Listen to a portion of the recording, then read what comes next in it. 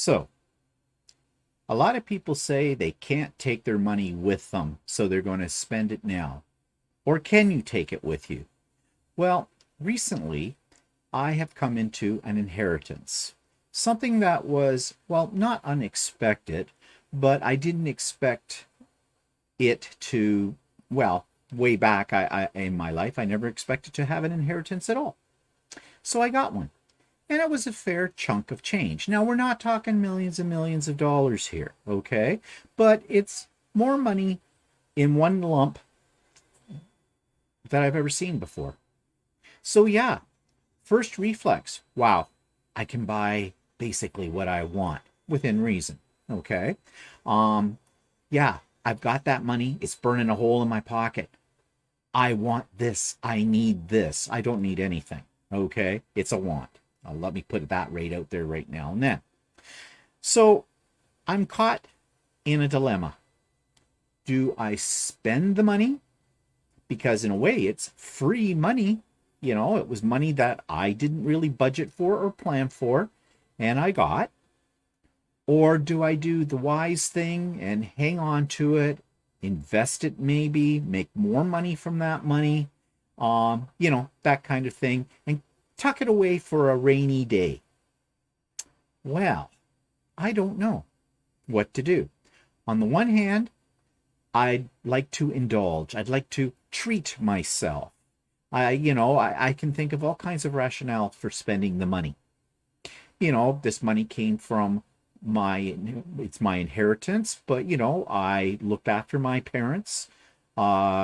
I spent a lot of my own money looking after them, a lot of it. I went through a lot of mental anguish, a lot of emotional stress and grief. So this is my reward for doing that. Well, that's one way to look at it. And I don't think that's necessarily the right way to look at it. That makes you sound like a bit of a gold digger in ways, as well. So, now the other side of me says, don't be crazy. I mean, use your own appearance as an example. My mother got an inheritance of about $40,000 quite a few years ago when her mother passed away. Her mother had always been very, very cautious with her money. She was widowed at a fairly young age. She was about 42 years old. She had a daughter, well, a married daughter at the time, but a married daughter who was basically my mother, who was not basically she was my mother, but basically was a teenager herself. I mean, my mother was 1 month off her 17th birthday when I came to be. And she was married to my father. They kind of had a shotgun wedding to a certain degree. But my dad was only 2 years older than my mother. So here they are with an infant on their hands. It is the 50s.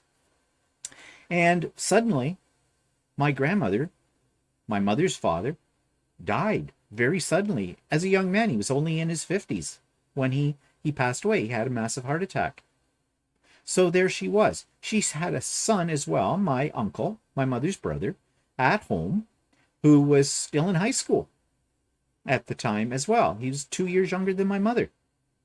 So here she was. She had to get a job. And she did. Sewing shoes in a factory in her town. And she did that for 20 some years, 25 years. She hated that job. But it was a means to an end. She had to do it to survive. So yes, she was cautious with her money. And when she finally passed away at the ripe old age of 93, there was money to be had split up between my uncle and my mother. So my mother got $40,000 and blew it. They blew it. They didn't use it wisely.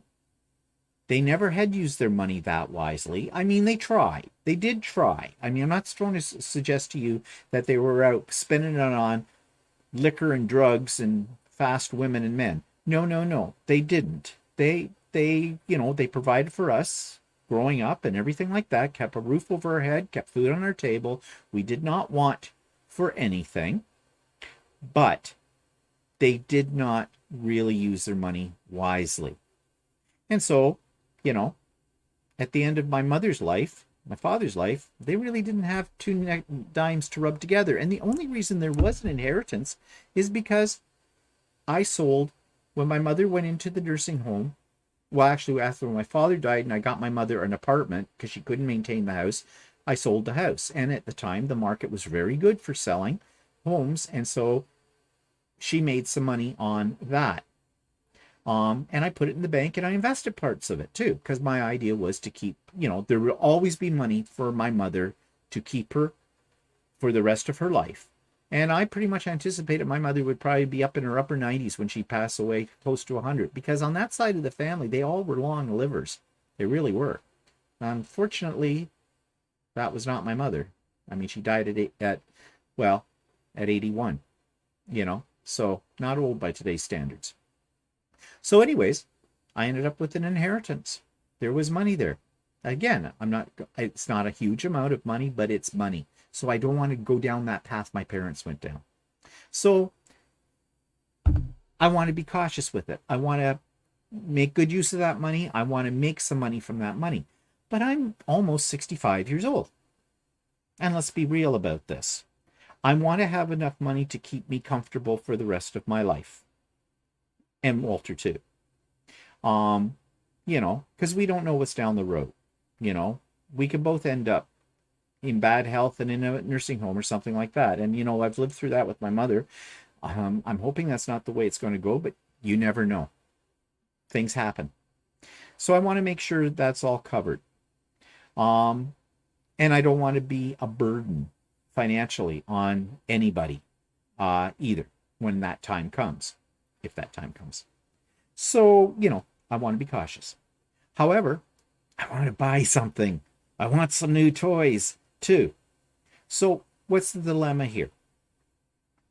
Well, I'm not taking it with me. That one I know for sure.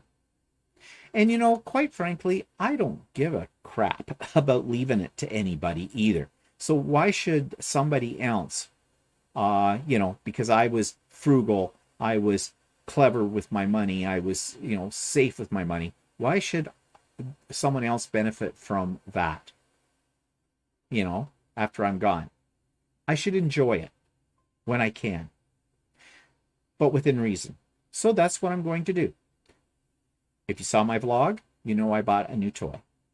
Well, a lot of new toys, actually. I'm going to invest some of that money as well. And the rest of it, I'll put into my savings. And when there's something I want or something that I need, I know I will have the money there. I think that's the wisest course of action for me, anyways, at this point in time. Yeah, I'm being thoughtful. I'm thinking about it, but at the same time, I'm also going to enjoy it. So, yeah, that's what I'm thinking about these days. So, thanks for listening.